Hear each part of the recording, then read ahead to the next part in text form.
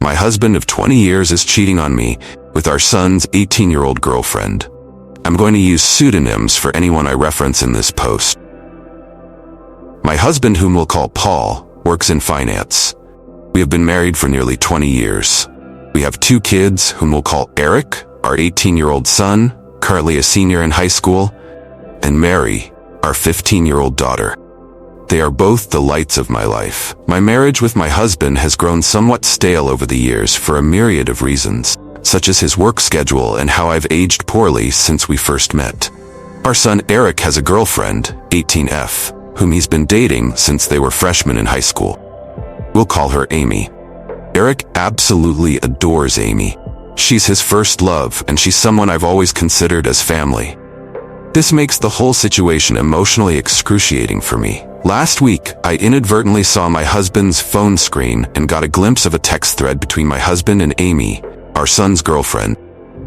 And I read what looked like a message of her telling him that she misses sucking his cock. I froze in place, in complete disbelief. I spent most of the day convincing myself that I must have misread what I saw. However, I didn't misread it because, over the last several days, I discovered a file on his computer filled with tons of BDSM porn. Clearly has a porn addiction. He also has saved photos of Amy from her Instagram on his computer. Although they weren't inappropriate, she was fully clothed. It was still the proof I needed to confirm that I wasn't going crazy. I also looked at his phone during opportune moments and saw more of their interactions. I wish I had never looked. They were filled with mean, horrible things said at my expense, with him constantly comparing me to her. He would call me fat and old, among other things, with Amy LOLing. I've always had hunches or paranoid feelings that Paul has been cheating on me, but never in a million years could I have fathomed something like this. Last month, I found a thong in our bedroom that I know wasn't mine. I turned a blind eye to it, being naive and acting like it was maybe our daughter's, even though that made zero sense. Not only is he cheating on me, but he's betraying our son. I'm completely devastated. I don't even think words can adequately describe the dread, anger, shock I feel right now. I'm totally overwhelmed on how to handle this because obviously action needs to be taken, but I'm terrified of what kind of psychic blow this will be for my son. I have no idea how to even broach this completely fucked up topic with him. I wouldn't wish this predicament on my worst enemy. I can't even believe I married this scumbag in the first place. And then my mind started to race, realizing that I started noticing specifically unusual behavior from him around the same time Amy turned 18. Was he waiting for her to turn 18 before pursuing this affair? There's so many layers to all of this, and I'm completely paralyzed with fear and dread about it all. None of it makes any fucking sense. How did this happen?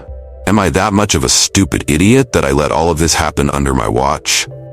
Eric adores Amy, and the thought of revealing this sickening truth to him terrifies me. The impact on his young heart and mind would be devastating. My heart aches for Eric and Mary, who are completely innocent bystanders. I haven't confronted my husband about this because I'm frankly scared of the domino effect. I don't know who to turn to first about this. I share my story, not for sympathy, but in search of understanding and perhaps advice from those who might have had to grapple with deep betrayal. Thank you for listening. To not have my initial post be long-winded because I didn't think I needed to get into the minutia of this, I didn't bother going into those details. How I inadvertently saw it was this. He was on his phone. He did not have iMessage open currently on the screen, but the application was still open. You know how on the iPhone when you swipe up it shows all of the applications that are open, and you can close them. When he was closing out the applications, something he does compulsively, I noticed it. It's not like he was some kind of idiotic buffoon having a message open for all to see. I saw he forgot he had the application running when he swiped up from a completely different app. Also, I did say in my post that I went back to his phone to actually solidify my suspicion on a different day. Though you are incorrect in asserting that I'm now magically changing my story, I am being consistent. My brother connected me to a very tough junkyard dog type lawyer. I saved screenshots of all his conversations with Amy. I was only able to get the last 3 months from iCloud. The conversations were mostly flirty and dirty talk. It was hard to stomach, completely sleazy, and I saw several negative things said about me. His call history showed he talks with her for hours pretty consistently. He uses dating apps. I took screenshots of his profiles and all of the active chats he has with his matches. Very clear, he uses a filter to seek out girls who are 18, 22 or so. Copied all of his files from the computer. He goes on sex chat rooms and forums, and he spends a ton of money on OnlyFans. I rummaged through every possible hiding spot I could think of in the house. He had various toys, blindfolds, cuffs, lubricants, etc. He also had different outfits which looked kind of like a girl's Catholic school uniform, and a French maid type outfit too. I picked up Eric and Mary from school, and we all drove to my brother's. They were able to sense something was awry when I picked them up. I delicately told them the entire situation, and I broke down crying. Mary had the most anger, even more than Eric. I met with Amy's mother and told her everything. She confiscated Amy's phone and gave me the entire chat log. It only dated back 3 months, like on my husband's cloud, almost as if they both deleted the messages at the same time. She told me Amy sobbed when confronted. Amy basically told her mother that she will never understand and that she and him are in love. I don't want to get into too many details with what else she was saying, but suffice to say, it's very easy to assume that my husband slowly and methodically became a sage-like figure in her life, making her feel she could rely on him. And he took advantage of the fact that she came from a broken home. Amy is also nonstop insistent that their friendship only became romantic physical recently. And before that, she said he was more of a friend and mentor. I confronted Paul over Zoom. The look on his face was scary. He became red and looked so sweaty, he had anger and panic in his eyes. His tone of voice was very defensive and frightening. He kept yelling the word context over and over again, and that none of that happened. He was unable to speak without constant stutters and intensity. Nothing really made any sense to me. I refused to tell him where I was, and he said I had no right to take his kids away from him, and then he abruptly left the Zoom. My lawyer is filing for temporary sole custody of Mary and a restraining order. Mary is still the most angry. She's totally furious with her dad and Amy, justifiably so, of course.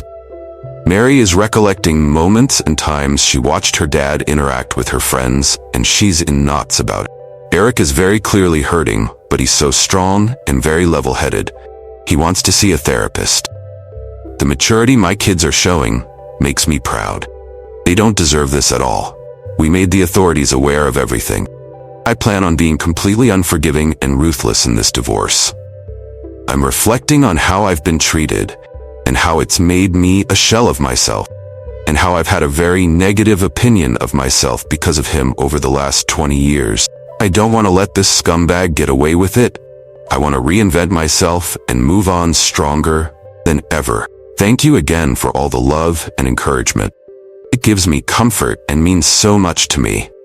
I've received many comments and messages accusing me of faking this story, which oddly also provides comfort because all of this feels unreal even to me. It validates my own feelings that there are people out there who can't even fathom this being true. I wish it were fake. I've been focusing on and worrying about how others are feeling over this, somewhat ignoring my own feelings, which I'm trying to change. I range from anger to numbness like a light switch. We're all safe and still at my brother's house. We're very careful, and his house is secured. Paul has tried to call my cell phone several times a day. I am refusing to interact with him, and I will have my lawyer handle all correspondence. He scares me. My brother has a very secure house with an alarm system and deadbolt lock. We feel safe with him. Both my son and I got checked out and tested. It appears so far that we're both clean based on the immediate rapid tests, but in the coming days we'll know for certain when the lab results come in. I'm not overly concerned. Eric is scheduled to see a therapist early next week, which is very good and needed.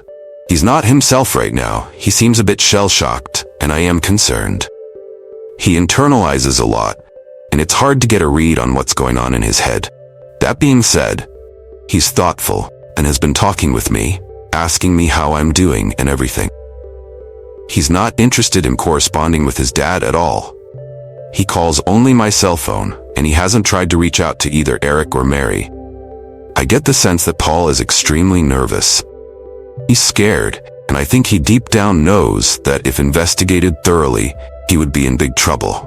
That's what my gut is telling me. I still think about the Zoom call with him, and the more I think about it, the more it looked like he was a man whose entire world was crashing down on him. Panic in his face was very apparent. I offered Mary for me to make an appointment with a therapist as well, but she doesn't want to see one yet. She said she's open to it eventually, but wants time to herself. She's been asking her friends about her dad, and if they experienced any creepiness from him. Her friends were open and honest with her, and apparently, they felt like he stared a lot and sensed his hovering presence whenever they were over. One of Mary's friends went so far as to say that she felt like he was checking her out a lot, looking at her rear and complimenting the color of her yoga pants. At the time, no issue was brought up about it, but in light of everything that has been happening, it seems strange now. He would sit himself in different areas or vantage points to get a good view of her. He also asked questions about what kind of friend group or which clique they were in at school.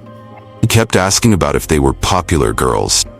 I'm completely embarrassed that they had this experience at our house.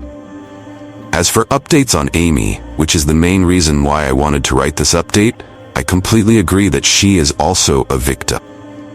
A lot of people have been emphasizing that, and I agree. I've done everything I could in my own power to indirectly get her opportunities to get help. Like I said, I told her mother, and she's been updating me on everything. Amy, unfortunately, is still living in her deluded reality, and I can only pray that she'll eventually come to her senses. She doesn't want to see any doctors or therapists at all, and has been constantly trying to reach Paul, because again, she believes that they are in love. From what I've been told, she hasn't been able to get hold of him, and he's been avoiding communication with her completely. Amy blames me for that, and believes I took away his devices and am very controlling. Any truth that her mother tries to convey to her is met with conspiracy theories and hostility. Amy looks at me as a villain and still sees Paul through rose-colored glasses. Her mother showed her screenshots of his dating app profiles and matches, and she refuses to believe it, saying I photoshopped it. According to her mom, Amy keeps saying things like everyone is just mad because she found herself a real man, and that I'm jealous because she takes better care of him than I do. It's in line with some of the conversations I screenshot, where a lot of what Paul says is him complaining about things I don't do for him sexually. Right now, she's insistent that she and Paul will be together in the long run. Ugh, he's honestly a slimeball. I can only hope that Amy comes to her senses, but me directly intervening doesn't feel like it would be productive at the moment. Maybe eventually, though.